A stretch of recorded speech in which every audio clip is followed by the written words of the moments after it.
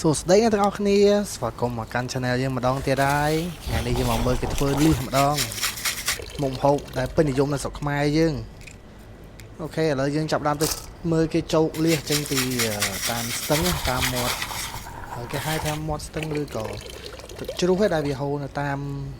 ផ្លូវតាមភ្នំអញ្ចឹងណាហើយគេទៅចោកលីស្រុកគេស្រួលណាស្រុកខ្មែរយើងលុយកប់នេះឲ្យតែមានលៀសក្បែរអញ្ចេះចោកតែពីតាមនឹងយកតែលក់លុយមិនស្ទើណាគេនេះជាឥឡូវយើងចាប់ដើមទទួលបាន view យើងគ្រាន់បានហើយសង្ឃឹមថាបងប្អូននឹងបន្តទស្សនាបន្ថែមទៀតឥ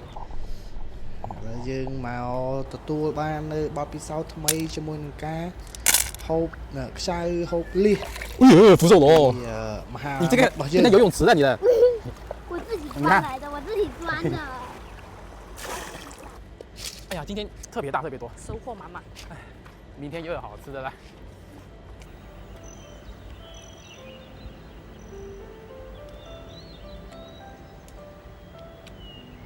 តែឥឡូវយើងមកមើលគេលាងសម្អាតលៀសក៏ដូចជាខ្ចៅដែលគេបានរាវយកមកហ្នឹងឥឡូវគេកាត់គូតវាអីដើម្បីយកវាទៅដាក់ត្រាំជាមួយនឹងទឹកអំបិលដើម្បីវាខ្ជាក់ដីក៏ដូចជាលាងសម្អាតដីហ្នឹងចេញតែខ្ញុំឆ្ងល់មួយមានអារម្មណ៍ថាទឹកជ្រោះឬក៏ទឹកស្ទឹងដែលហូរពីលើភ្នំមកហ្នឹងណារបស់គេដូចជាថ្លាស្អាតនេះដីលៀសអីហ្នឹងក៏សើដីល្បាប់អីដូចយើងដែរនេះគេដាក់ភ្លាមធ្វើភ្លាមឆាភ្លាមនៅក្នុងចយៈមើលមកជាតិមក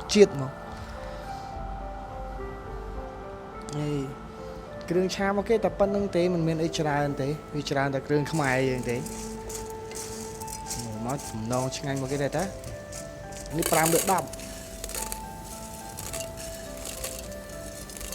ឡូវហៅមកមុខអីចៅឆាស៊ីឈួន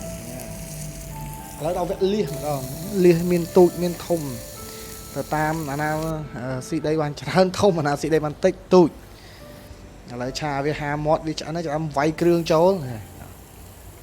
ណាដល់ពេលវាយគ្រឿងនៅព្រះអង្គអើយគេដាក់ស្រាសអាហ្នឹងឯងស្រាសឲ្យទឹកថាទឹកទេនេះអូយអានេះស្អីគេស្ងោជ្រក់លៀសហ៎មើលទៅដូចឆ្ងាញ់ណាស់ចឹងវាយគ្រឿងចូលវាយអំបិលចូលមួយចុចដាក់តែអំបិលទេហើយស៊ីចឹងមកកោអញហើយអូខេអញ្ចឹងការឆាខ្ចៅឆាលីសរបស់គេហ្នឹងរួចរាល់ហើយគេបាយបែប camping នៅតាមភ្នំហ្នឹងមានទឹកស៊ុបមានលីសអីគេទេមើលមកតំណងមកគេដែរតាអូខេវីដេអូនេះមានតែប៉ុណ្្នឹងទេមើលខ្លួនឯងទៅខ្ញុំថាវីដេអូនេះវាមើលឲ្យវា enjoy វាធ្វើឲ្យយើង relax